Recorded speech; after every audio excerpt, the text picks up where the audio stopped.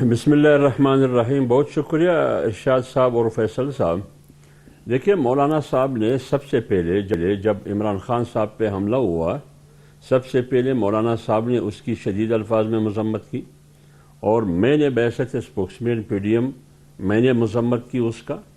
اور تمام اپوزیشن پارٹیاں جو کل کی اپوزیشن پارٹیاں تھیں اور آج حکومت میں پی ڈی ایم جماعتیں ہوں یا حکمران اتحاد ہوں،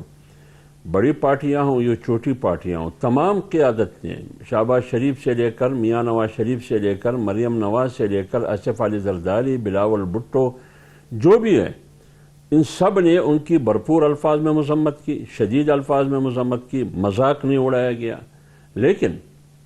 مولانا صاحب نے جو بات کی وہ اس وقت بات کی جب آپ کو یاد ہوگا کہ جب عمران خان صاحب نے 2-3 دن کے بعد ہسپتال سے ایک میڈیا ٹاک کی، تمام چینلز پر وہ باتیں ان کی چل رہی تھی، دکھا رہا تھا، اس میں ان کی باتوں کو آپ دیکھیں، وہی باتیں جو وہ کٹنیر پہ چور ڈاکو لٹیرا پلانا مختلف قسم کی باتیں وہ جو وہ کرتے ہیں، اور اس میں اس قسم کی اور بھی باتیں انہوں نے کی کہ جس کا جواب دینا حکومت کے لیے اور سیاسی قیادت کے لیے جواب دینا ضروری تھا. تو اسی سینس میں، اسی تناظر میں اگر آپ دیکھیں تو مولانا صاحب نے یہی کہا کہ اس صورتحال میں کہ آپ کہتے ہیں کہ میں زخمی ہوں، دنیا آپ کی مذمت کی، تو اس میں اس قسم کی باتیں نہیں ہونی چاہیے.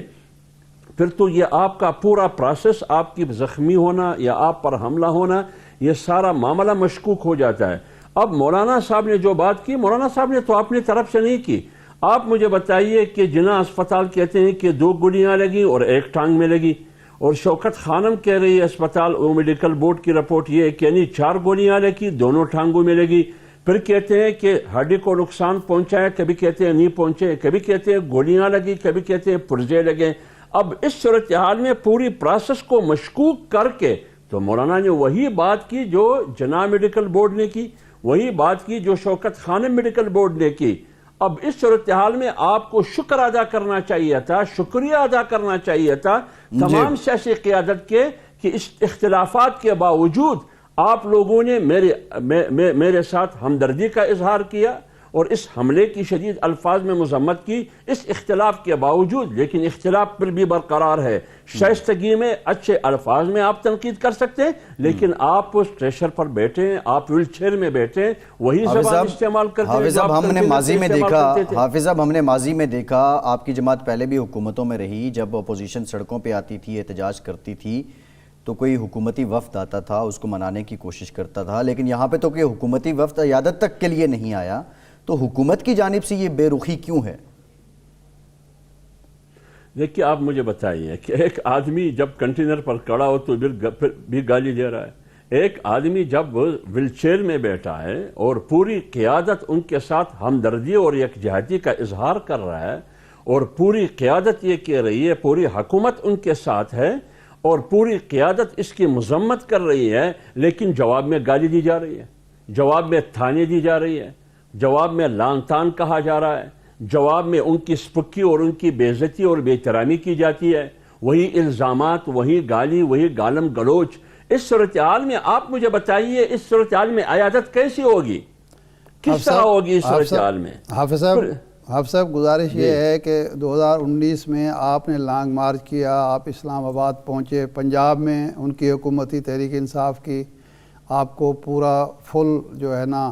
راستہ دیا گیا اور کسی قسم کی رکاوٹ نہیں ڈالی گئی. آپ اسلام آباد پہنچے، آپ کو جگہ دی گئی، بلکہ وہ تو کہتے ہیں کہ ہم نے آفر کیجیے، آپ کو ہم کھانا بھی پیش کر سکتے ہیں. 25 مئی کو جواباً آپ کی حکومت نے جو سلوک پنجاب میں کیا، جو اسلام آباد میں کیا، اور اب جس قسم کی دھمکیاں، رانا ثناء اللہ صاحب تو جو دیں سو دیں، لیکن مولانا فضل الرحمان صاحب جس قسم کی بات کر رہے ہیں کہ حکیم ثناء اللہ ان کے علاج کریں گے، زمین گرم کر دیں گے، تلوے ان کے جو نرم تلوے ہیں وہ سہ نہیں پائیں گے، تو اس کے بعد آپ توقع کیسے کرتے ہیں کہ عمران خان کے لہجے میں ہونی چاہیے نرمی؟